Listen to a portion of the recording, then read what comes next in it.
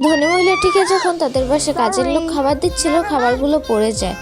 গরিব মহিলাটি তার কাছে ক্ষমা চায়, কিন্তু ধনী মহিলাটি রাগ করে না। তারপরে ধনী মহিলাটি দেখতে পায় তার সব ফেলে দেওয়া খাবার গরিব মহিলাটি ব্যয় করে নিয়ে যাচ্ছিল। তারপর বাসায় এসে সে তার হাজব্যান্ডকে সবকিছু বলে দেয়। তারপর লোকটি গরিব মহিলার পিছু পিছু যেতে থাকে এবং দেখে গরিব মহিলাটি বাসায় গিয়ে তার ছোট ছোট দুটি সন্তানকে সেই খাবারগুলো দিচ্ছিল। বাচ্চাগুলো ফেলে দেওয়া খাবার অনেক মজা করে খাচ্ছিল। এটা দেখে লোকটির অনেক খারাপ লাগে এবং সে এসে সেই মহিলাটিকে সবকিছু বলে দেয়।